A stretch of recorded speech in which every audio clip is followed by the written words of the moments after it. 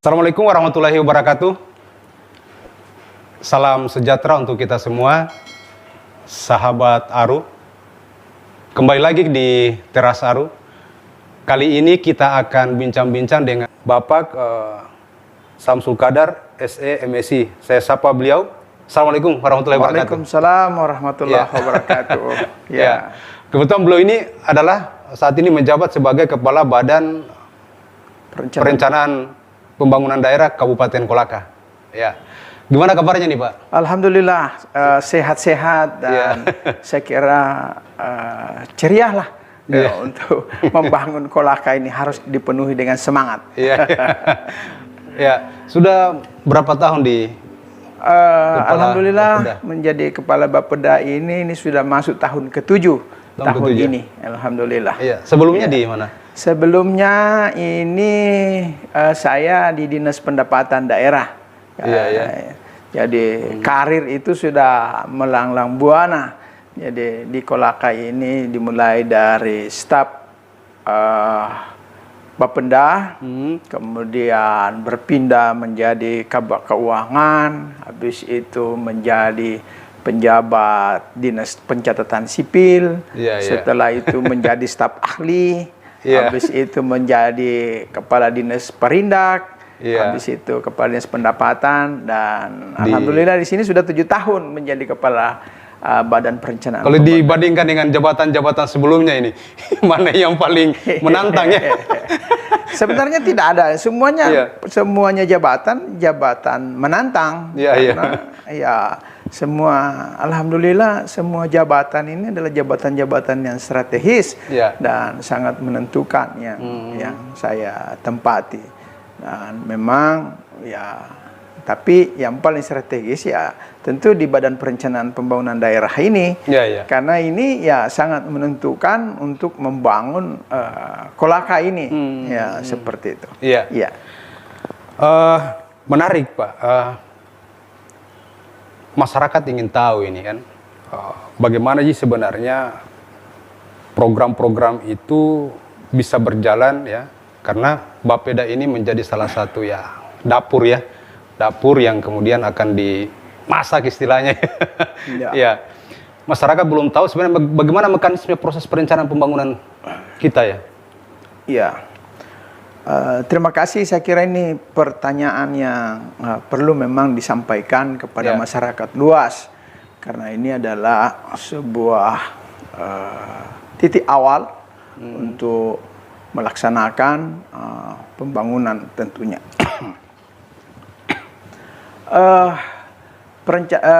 Perencanaan pembangunan di Kolaka ini tentu dimulai dengan yang namanya RPJPD. Jadi rencana pembangunan jangka panjang. Rencana pembangunan jangka panjang 50 tahun ke depan.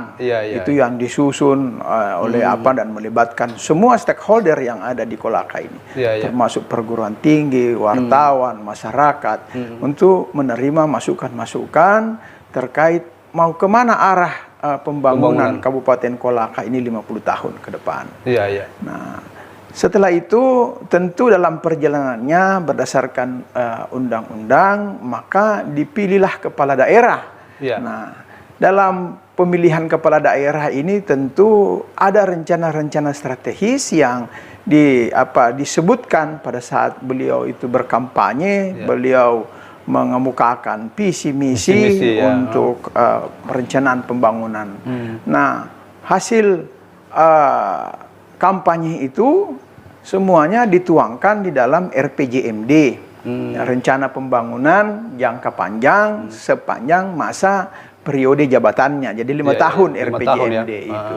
Nah, itulah menjadi rujukan kita ini untuk membangun Kolaka ini. Nah, itu RPJMD itu disusun juga oleh semua stakeholder.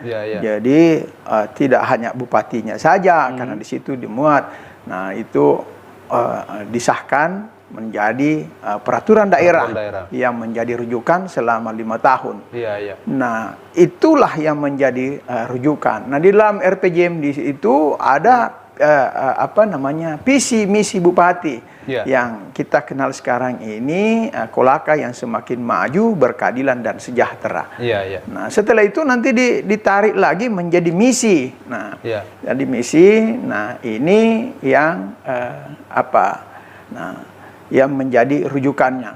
Nah, dalam rujukan itu dari visi, terus ada program prioritasnya Pak Bupati. Yang inilah yang kemudian ini yang kemudian yang akan kita kerucutkan, yang setiap tahunnya kita olah.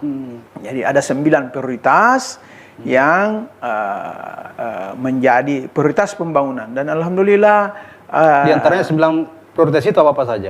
Yang pertama itu pendidikan, agama dan wawasan kebangsaan. Yang kedua itu kesehatan. Yang ketiga itu perbaikan infrastruktur ekonomi. Kemudian yang ketiga pengembangan, keempat struktur pembangunan infrastruktur. Jadi kemudian perbaikan lingkungan, kemudian penanggulangan kemiskinan, dan terakhir saya kira itu adalah penyerapan tenaga, 1000 penyerapan tenaga kerja. Nah, itu barangkali yang menjadi prioritas. Ini yang kemudian akan tertuang dalam. Nah, itu yang akan tertuang di dalam namanya RKPD, Rencana Kerja Pemerintah Daerah setiap tahunnya. Nah, itulah sebabnya setiap tahun kita melaksanakan musrembang.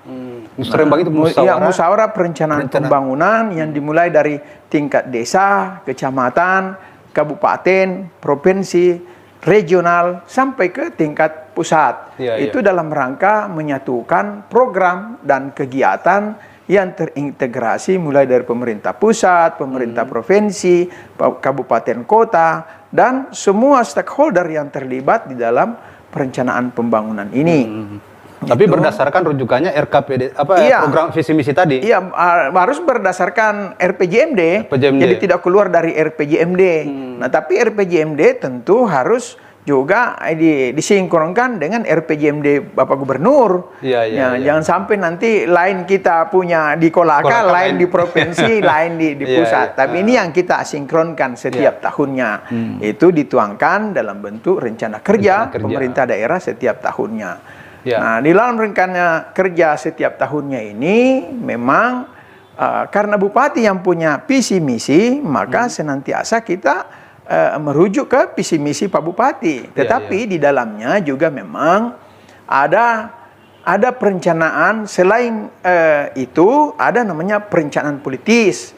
Perencanaan politis itu termasuk di dalamnya anggota dewan yang hasil reses dan itu hasil resesnya beliau itu disatukan di dalam RKPD itu. Kemudian ada juga usulan yang sifatnya teknokrat. Teknokrat itu yang dari kepala-kepala satuan kerja perangkat daerah, dari apa. Kemudian ada perencanaan yang namanya bottom up, top down, itulah musrembang. Jadi ada tiga masuk program yang menjadi perhatian itu tadi menjadi bahagian program dari politis, kemudian teknokrat dengan dan bottom up. Ini yang dari masyarakat. Itu yang dari masyarakat.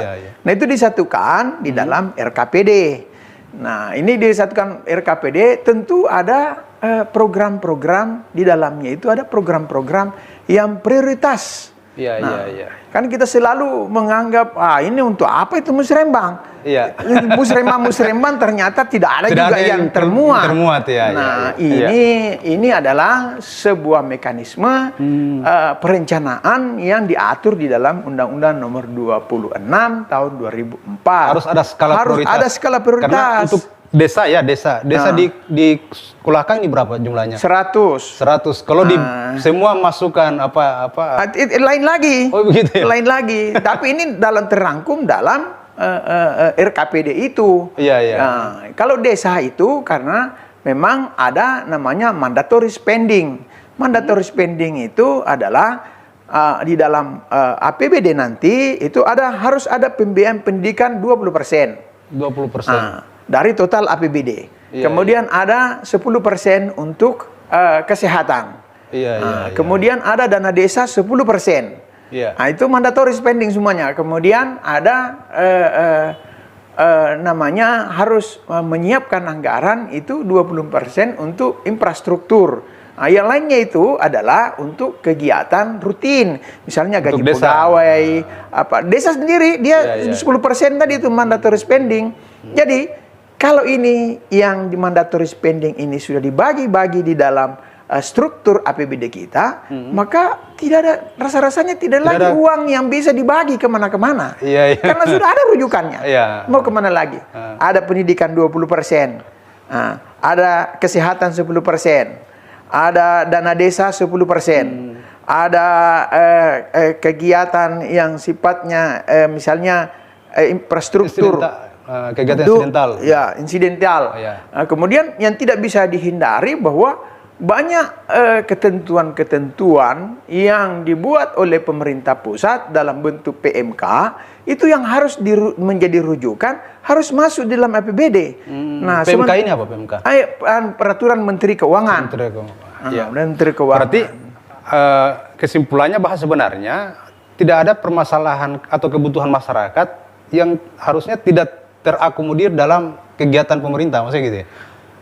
Ya, seharusnya seperti begitu. Karena pada intinya kan pemerintah ini hanya dituntut bahwa harus mengurangi masyarakat miskin yang ada. Itu kan itu rujukannya.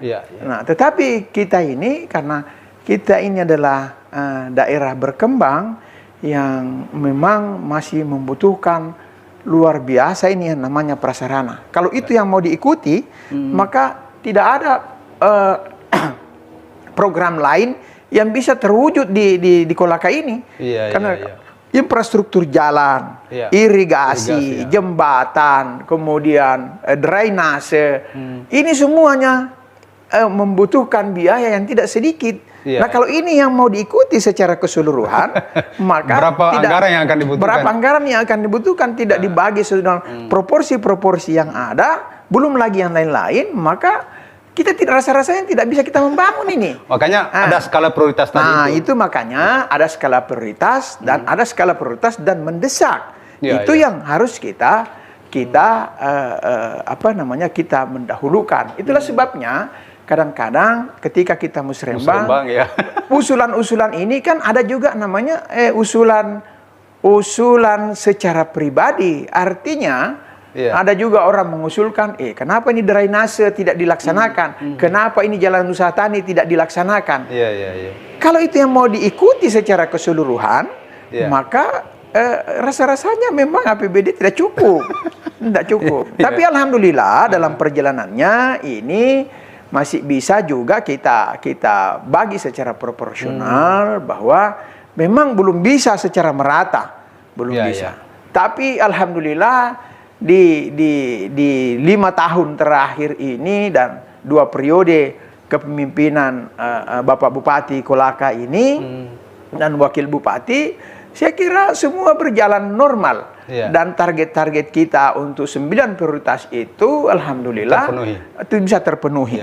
Nah, di sini juga dalam memang dulu janjinya itu 2 kilometer di aspal setiap kecamatan. Nah, dalam perjalanannya yang pertama karena ada pengaruh pandemi COVID-19 ini, maka itu berkurang. Kemudian memang pembagian proporsi dana bagi hasil kita dari pemerintah pusat maupun DAK itu jauh menurun dengan adanya kondisi COVID ini. Sehingga memang tidak bisa kita harus selektif. Tapi alhamdulillah semua bisa kita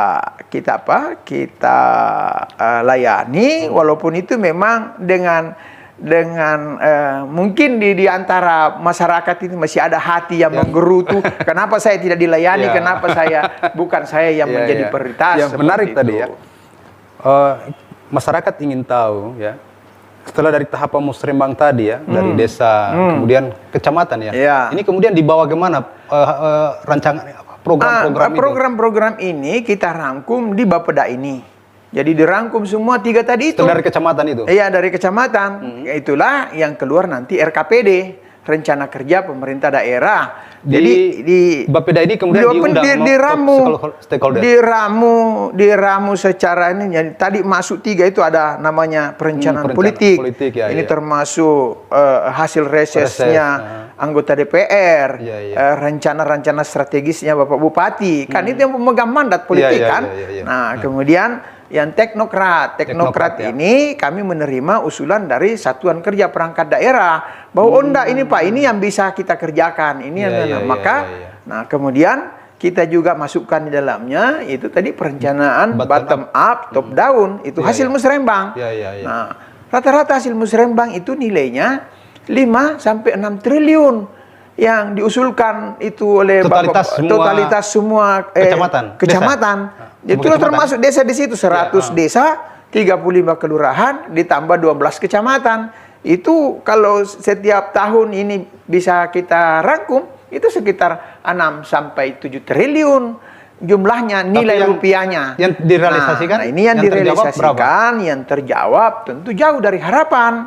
Karena rata-rata kalau dulu sebelum pandemi alhamdulillah kita bisa mencapai 1,4 sampai 1,5 triliun. Artinya masih banyak nilai rupiah itu yang masih bisa dipakai untuk membangun jalan. Kondisi sekarang ini kita ber-APBD ya paling tinggi 1,2. Jadi 1,2 triliun.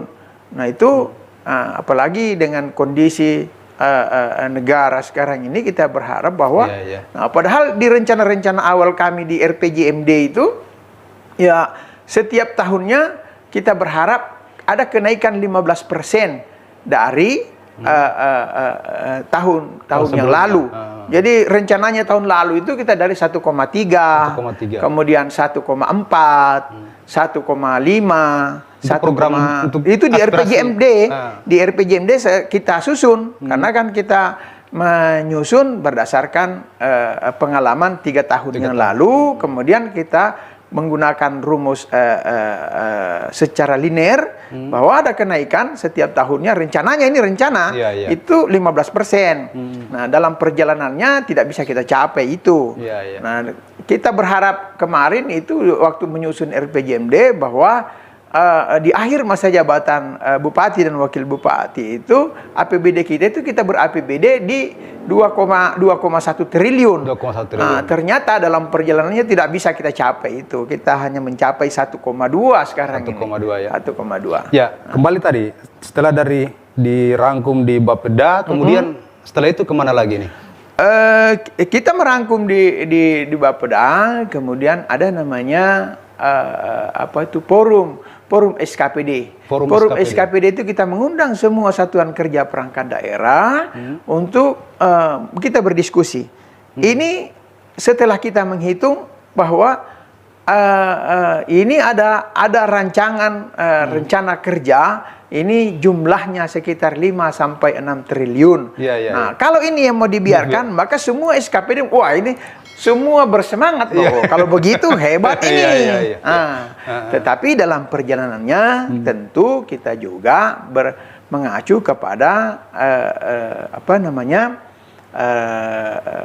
estimasi pendapatan yang kita dikirimkan dari Kemendagri dan Kementerian Keuangan yang memuat isinya adalah itu DAU berapa, berapa kita punya bagian tahun ini, kemudian DAK berapa bagian kita, DBH berapa bagian kita, kemudian cukai rokok berapa bagian kita.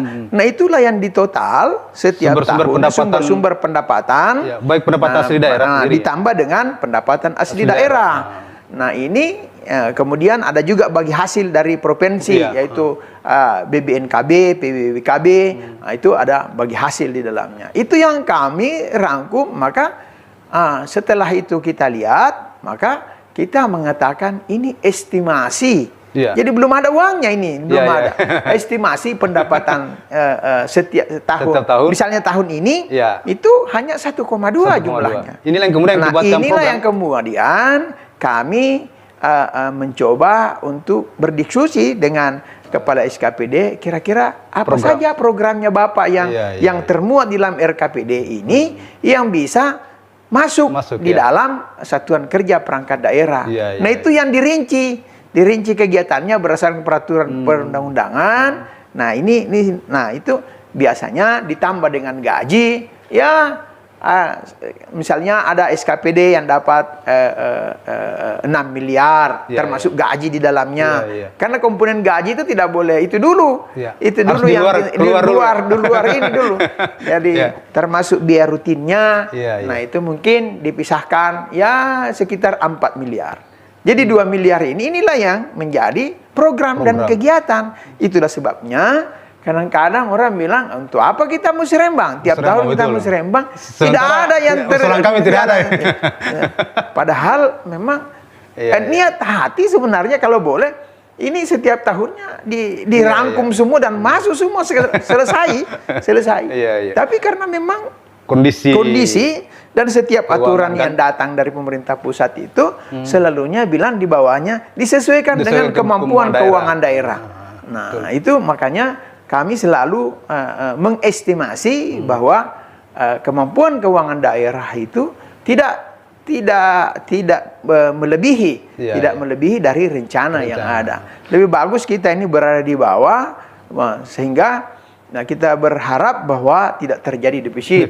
Karena ada beberapa daerah itu menganggarkan karena semangat ini, maka melebihi dia dari tidak mampu membayar kekuatan membayar. Dan alhamdulillah kan? 4 tahun terakhir ini kita punya itu ya tidak ada yang tidak terbayar, semuanya terbayar. Setelah forum tadi itu ya, itu waktu kapan kemudian ini akan dibahas ke DPRD lagi nanti ya? Ya. Nah, itu setelah forum, maka kita namanya sekarang ini karena sudah sistem, maka dari hasil forum itu diinput di dalam namanya SIPD, sistem apa ini? Sistem Informasi Pemerintahan Daerah. Nah, itu yang servernya itu ada di Kemendagri, bukan lagi di sini. Jadi setiap SKPD itu mempunyai akun. Setelah ini dia menginput program-program dan kegiatannya masuk di dalam SIPD. Setelah itu masuk ini sudah, karena mulai dari RKPD ini sudah diinput masuk ke SIPD itu. Mulai dari RKPD sudah, setelah hasil forum bahwa ini masuk ke dalam SIPD. Setelah itu nanti setelah hasil forum masuk lagi untuk mempertajam dalam bentuk program dan kegiatan. Itulah yang diinput oleh masing-masing perencana satuan kerja perangkat daerah. Nah, itu nanti hasilnya itu keluarlah namanya RKA, rencana kegiatan anggaran. Nah, itu rangkuman itu semuanya kami keluarkan dalam bentuk RAPBD. RAPBD ini keluar bahwa ternyata setelah diinput totalnya sekian ini. Nah, untuk kami nanti selesai itu kita diskusikan lagi setelah ini. Ini sudah mantap. Nah, kita dorong ke DPR untuk dibahas oleh teman-teman yang ada. Berarti bisa saja nanti rencana program itu akan berubah setelah dibahas di DPRD.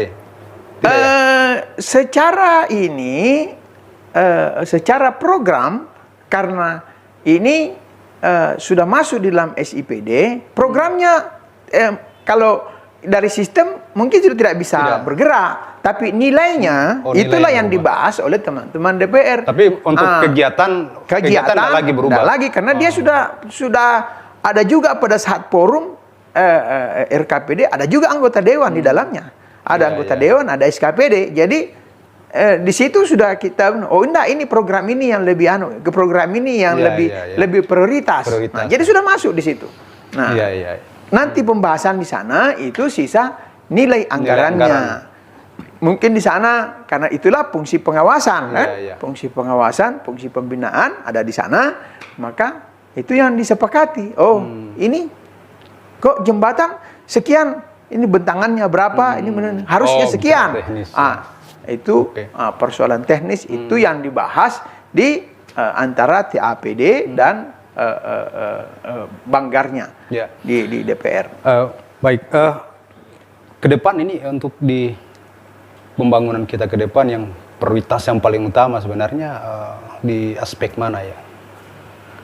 Saya kira begini, semua aspek ini sangat penting. Ya. Karena tidak boleh kita mengabaikan satu persatu dan kita memparsialkan bahwa ini lebih penting, ini lebih penting. Tapi ini menjadi substitusi satu dengan yang lain itu saling menunjang. Nah, tetapi dalam perjalanannya memang kita sangat dari tema RKPD kami ini memang harusnya ada peningkatan spesifik dari kualitas sumber daya manusia kita ini. Karena ini yang tidak bisa terbantahkan lagi. Selain dia tergerus dengan modernisasi, kemudian tergerus dengan persaingan global, maka tidak ada jalan lain. Harus ini sumber daya manusia yang upaya dilakukan. Nah, inilah sebenarnya upaya-upaya yang dilakukan oleh pemerintah daerah sebenarnya. Salah satunya adalah dengan berdirinya USN negeri di Kolakai ini adalah salah satu salah satu modal utama bagi kita.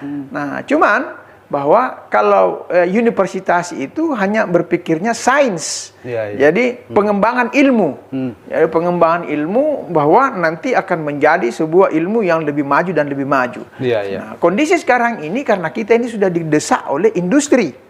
Nah, didesak oleh industri dengan hadirnya beberapa perusahaan industri besar ini utamanya yang bergerak di pertambangan. Sini ada smelter Antam, persiapkan lagi smelter Pale, smelter Ceria. Ini semua menjadi potensi yang sangat luar biasa. Dan ini membutuhkan sebuah yang namanya vokasi. Pendidikan vokasi. Kenapa vokasi? Karena kita berharap bahwa anak-anak kita ini yang ada, selain ada yang sekolah untuk pengembangan sainsnya, juga ketika dia masuk di dunia industri ini siap secara mental maupun secara skill.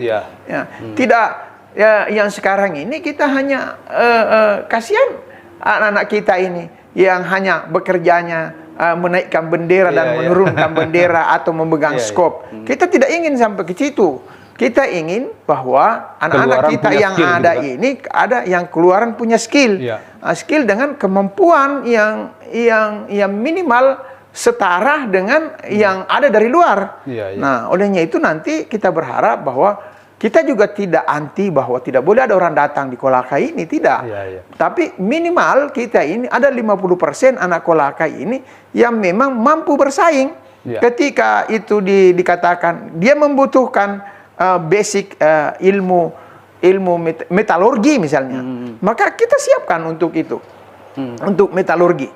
Nah, kalau itu siap, apanya lagi mereka ini mau menolak? Akan mengurangi jumlah pengangguran terdidik kan? Ya, itu dia. Nah, itu dia. Makanya kita ingin bahwa memang anak-anak ini bisa bersaing dengan orang yang datang. Ya. Kalau orang yang datang itu punya kemampuan ini, kenapa kita tidak di sini? Apalagi kalau ditunjang dengan bahasa, ini kan ini sangat penting. Jadi memang harus menguasai bahasa Inggris dan bahasa Mandarin yang lagi populer sekarang. Dan saya dengar malah bahasa Mandarin itu sudah bisa dijadikan bahasa internasional.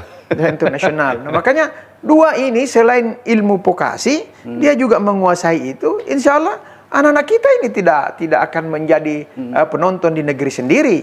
Nah, itu yang harus kita dorong terus. Nah, bagaimana ini bisa terwujud? Maka kita berharap semua stakeholder ada di dalamnya. Tidak boleh bilang ini hanya tugas pemerintah daerah atau tugas wartawan saja atau tugas siapa begitu. Tidak bisa. Semua harus ikut terlibat. Karena harus semua ikut terlibat untuk mempersiapkan ini. Karena itu tadi yang kita pikirkan. Bayangkan kalau misalnya Pale akan menerima 85.000 karyawan di Kolaka ini. Nah, dengan skill yang sudah ditentukan. Lalu kita ini mau kemana?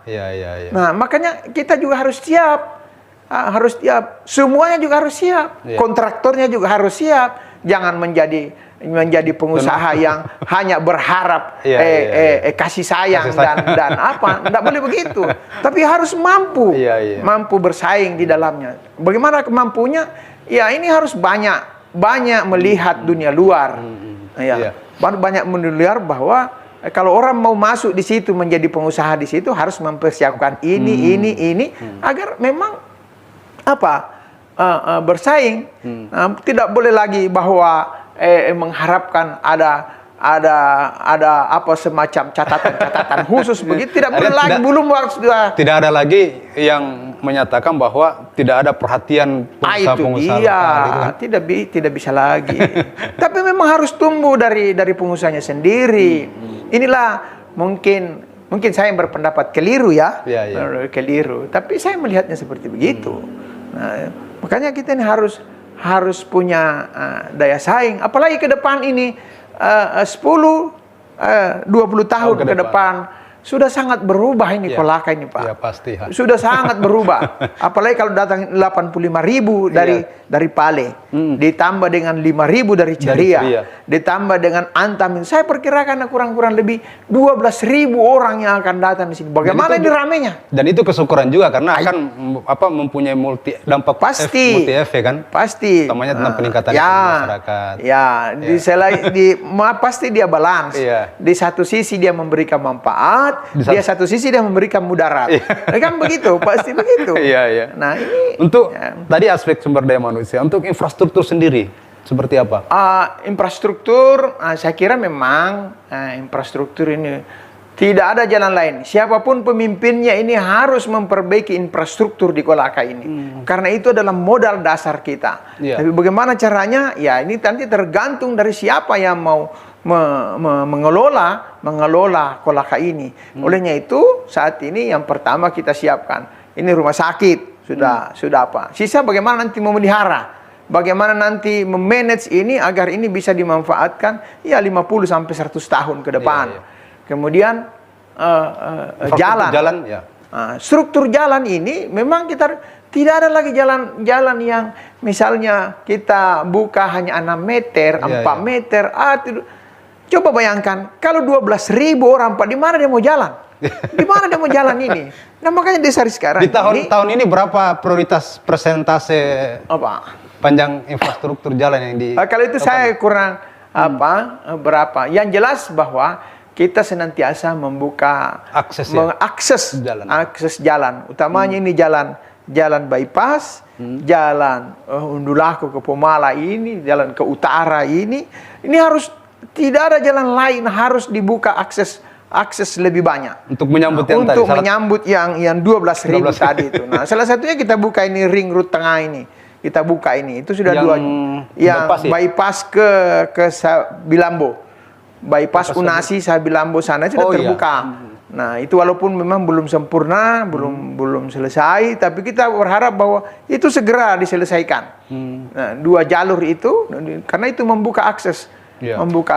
Karena kasihan ini jalan pemuda nih terlalu padat ini. Terlalu padat, tidak muat lagi. Kalau nanti sebagian kendaraan itu akan dialihkan ke sana. Masih banyak lagi nih akses yang harus dibuka. Karena kalau tidak dibuka itu selain memadatkan jalanan, juga menata lingkungan dan perumahan ini sangat sulit. Karena tidak lagi orang mau kemana. Dari lagi mau membangun kemana? Tidak ada jalannya. Nah, makanya memang ini jalan yang harus dibuka semuanya ini. Ini ring road tengah, ini ring road selatan, mulai dari jalan pendidikan tembus sampai nanti di Sabilambo melalui Perumnas itu. Nah, ini yang kita harap juga bisa menjadi 2 jalur ke sana. Kemudian jalan Pomalah ini yang alhamdulillah jalan yang tadinya dari bandara itu orang pusing di mana mau lewatnya ini mau ke Kolakan. Sekarang ini alhamdulillah walaupun itu memang masih ada kendalanya sedikit, tapi itu hal yang biasa, tidak mungkin ada pembangunan yang tidak ada kendalanya. Iya, memang ada. Terakhir ini, Pak. Ada satu masalah yang dirasakan masyarakat kita ketika di musim hujan ini kan. Di wilayah-wilayah kota ini kan selalu terendam banjir ini. Ini apa yang dilakukan oleh pihak pemerintah daerah untuk mengantisipasi ini? Ya, saya kira ini memang harus berkolaborasi. Tidak bisa bilang hanya pemerintah saja. Ada banjir, pemerintah yang salah. Ada ini pemerintah yang salah. Tapi sebenarnya ya kalau itu kritik pasti. Siapapun ini kami terima dengan baik itu bahwa ada kritik pemerintah tidak melaksanakan, itu hal yang lumrah. Yang pertama adalah sebenarnya memang kita ini harus membuka, karena Kolaka ini yang utamanya di Jalan Kongguasa itu sudah seperti mangkuk, dia berada di dalam.